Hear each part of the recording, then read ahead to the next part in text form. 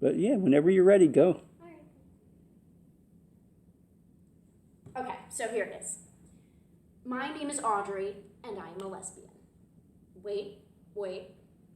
Not only am I a lesbian, but I am a Jewish lesbian. Wait. Not only am I a Jewish lesbian, but I have breast cancer, and I could possibly die. But as bad as all that may sound, it is so much better than not knowing. Nobody could figure out what was wrong with me. Every doctor just sent me to another. It was sort of like growing up all over again when my mother and father couldn't figure out what was wrong with me. Just why, they wanted to know. Do you refuse to go out with all the nice Jewish boys who are on their way to becoming doctors and lawyers? What's wrong with you, Audrey? Such a pretty girl, a Shayna Punim. What about Shlomo? Can't you at least give him a chance? Oh, what about Audrey? Such a nice boy and from such a nice family. I did everything else right. I went to Hebrew school on Sunday. I had my bat mitzvah. I loved my religion and did very well in school. I had lots of girlfriends, and I mean girlfriends. But when it came to boys, I found I preferred the company of the only two boys in my home economics class, Fernando and Hugh. This dynamic duo took me out of Brooklyn and showed me another side of life, Manhattan. Boy, oh boy, party. I remember one night in the middle of the West Village, I saw them kiss each other. And I do not mean a Shabbat Shalom kiss on the cheek that you give your cousin. I mean a real boy-on-boy, French kiss. I freaked out and started laughing. I thought they were joking, just trying to shock me, but then they didn't stop. It seemed to forget that I was even there. Can I just tell you? I have never felt so aroused in my 19 years of life. What they did for me, no Shlomo could ever do. And I guess I knew that before I knew that. This new exciting life of loving whom you love instead of loving whom you were supposed to love. It fed me freedom, strength, and independence as an individual. That very night enlightened me and gave me a courage I never knew I had. Unfortunately, it wasn't enough for Karina. Karina was an Italian girl from a family who hated blacks, Puerto Ricans, Jews, and especially the queers. And I loved her the minute I laid eyes on her long black hair, green eyes, and red lips. We were both hostesses at a restaurant at Brooklyn Plaza, and we became very close. We would go to movies together, and parties.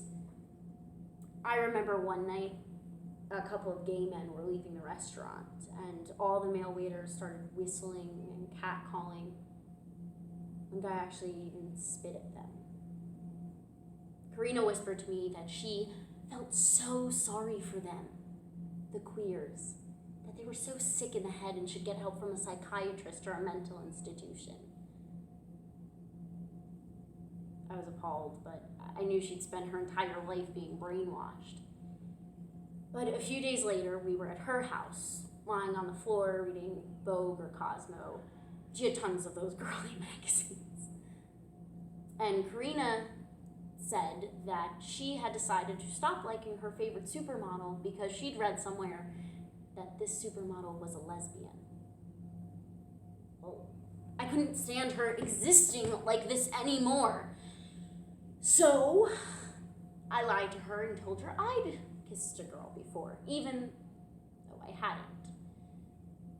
She told me to stop lying, but I insisted I had.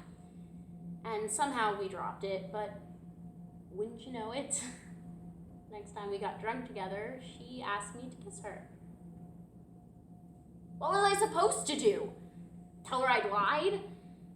In that moment, I felt the entire gay community was relying on me to represent. I wanted to show her more. She deserved more. So, I took a deep breath and kissed her with all the sparkling erotica that embodied my little Jewish heart and soul. And man, as I met with the most fiery Italian tomato sauces that I had ever tasted. Mwah. And am I grateful to her ancestors? Well, need I say, that was just the first course, and dessert lasted the next 3 years. Everyone just thought we were best friends. Girls can get away with that stuff with slumber parties and whatnot. It was a dream. It was heaven. It was love in all that love could ever hope to be. Until Marcello Prezioso started to work for Karina's father, and Karina's father decided that it was time that she get married. She knew I couldn't stand to see them together, so I started to see her less and less. I had to accept it. I knew she'd never have the courage to go against her father. So every time I was with her and Marcello, she would sing, "There's somebody I'm longing to see." And I would know that that somebody was me, and that she truly loved me. I wish that it could just be the two of us. We bawled the entire night before her wedding. I was the maid of honor. I cried throughout the entire ceremony. Everyone kept saying, "Oh, look at Audrey, how sweet is she, so happy for her friend." They didn't know I was actually planning the easiest way to kill him, and if I could somehow get my name on the honeymoon tickets to Mexico. Well, I didn't kill him. And they drove off from the church in a Cadillac with cans dangling from the back that I spent hours attaching. And I never spoke to her again. Until yesterday morning.